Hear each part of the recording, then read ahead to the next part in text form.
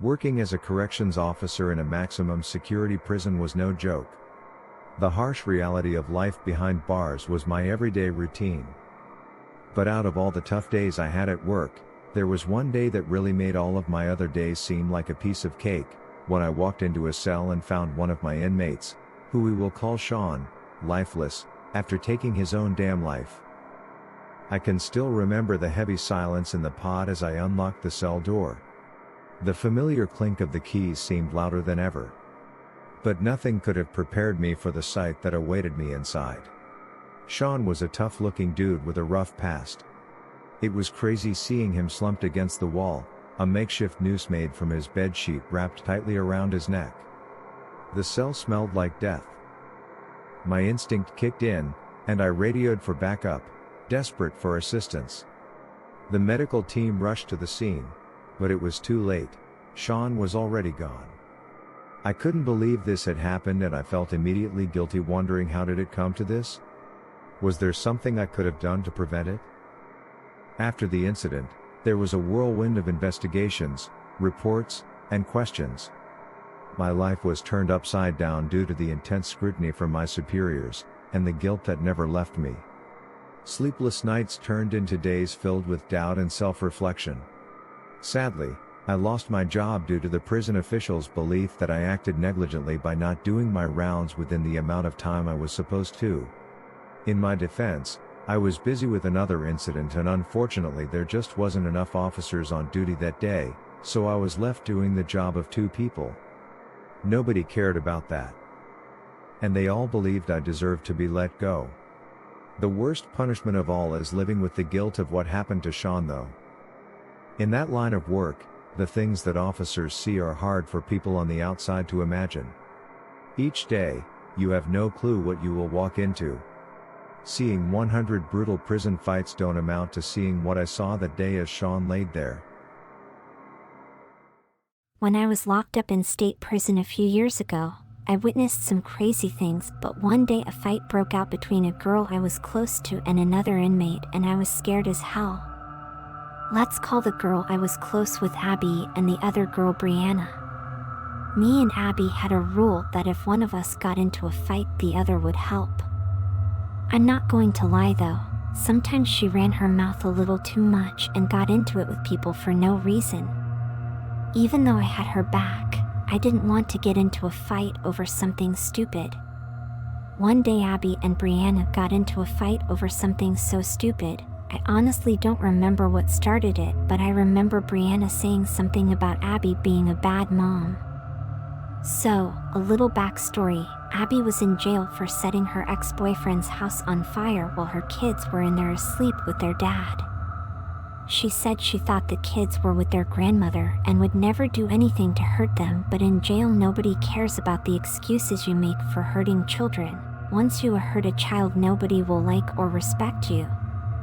Like I said, Brianna made a comment about Abby being a bad mom, and I stayed there quietly hoping that Abby wouldn't react crazy, but she did. She got up and grabbed Brianna by the hair and started punching her in the face. That's when Brianna's group of friends jumped in the fight and started attacking Abby. I got in the fight too to try to help Abby, and I punched one of the girls so hard that she blacked out. All of us got into trouble for the fight, but Abby got in more trouble for taking the first swing. We got locked in the shoe for weeks. If you don't know what the shoe is, it's basically where people go when they get into trouble. You're locked in for 24 hours a day, with no communication with the other inmates, and it's very dark. Being in the shoe will make you go crazy, especially if it's your first time. For me, this was my second time, but that didn't make it any better. While I was in there, I couldn't help but think about what would happen when I got out. The day finally came when I got out, and I was happy to be out, but I nervous because I didn't know what Brianna and her crew was planning.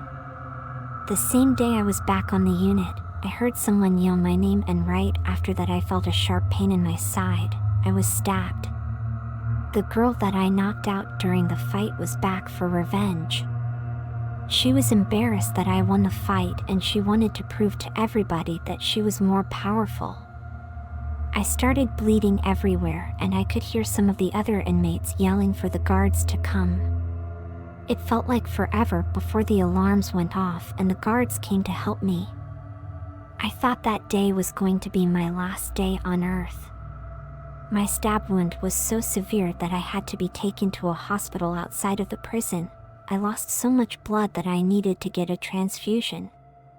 Eventually, I was transferred somewhere else and never saw that girl again. Yo, my name is Carlos, and let me tell you, life in this prison ain't no joke. But the story I'm about to share goes beyond the usual prison drama. It all started when I found myself on the wrong side of the tracks, tangled up with a ruthless gang that ran the prison like it was their personal playground. They had eyes and ears everywhere, even behind these concrete walls. And they knew I had something precious, my little girl, let's call her Mia. One day, I received a crazy message. My life and Mia's life were on the line. They wanted me to do their dirty work, smuggle drugs into the prison. It was a twisted choice, a devil's bargain. If I refused, they promised to make Mia pay the price. I was scared out of my mind, and to save my daughter, I considered my options. I couldn't let anything happen to my baby girl.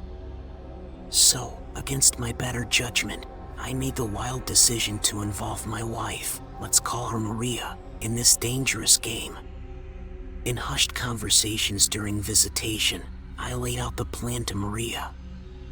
What I was asking her to do was risky, but we had no other choice. We had to play their game to protect our daughter. Maria, bless her heart, agreed to smuggle the drugs inside the prison. The day arrived, the day that would change our lives forever. I watched as Maria, her face filled with fear and determination, approached the prison gates. It was the longest day of my life, every minute stretched out in agonizing suspense. I anxiously waited for Maria to return, my heart pounding with a mix of relief and trepidation. She entered the visitation room and her eyes were filled with tears. We barely spoke to each other. The silence between us was strange. When she finally spoke to me, she told me it was done. She did what she had to do to keep our daughter safe. The guard who worked for the gang made sure the package safely got into the prison. The following days were a blur. The gang received their package, but their twisted demands continued. They wanted me to become their pawn and their enforcer on the inside. If I refused, Maria and Mia would face the consequences. With a heavy heart, I agreed to their demands, dipping my hands into their dirty work. I was their puppet, forced to carry out their orders to protect the ones I loved. The line between right and wrong blurred within these prison walls. I became a pawn in their sick game. My fellow inmates sensed the change in me, the darkness that consumed my soul. I distanced myself, an island in this sea of chaos. But the price I paid was my own humanity. The situation reached a boiling point when a rival gang threatened the peace within the prison. The two gangs clashed, and violence erupted in every corner. I was caught in the middle of everything. I was fighting for my survival and for the safety of Maria and Mia on the outside. After a while, I was hearing rumors that the authorities had knew about the drug ring operating within the prison. The walls were closing in on the gang, and I knew it was only a matter of time before the madness would end. I was nervous though, because I knew I was jeopardizing my freedom. Knowing that I was less than 3 weeks away from my release date made me even more nervous. During my time locked up, I saw a lot of people jeopardize their release just a few days before. I even know of other jealous inmates who would sabotage someone else's freedom too. Finally, the day came for me to reunite with Maria and Mia after 4 years of being locked up. I walked out of those gates and never looked back. After my probation, I moved my family to another state for good.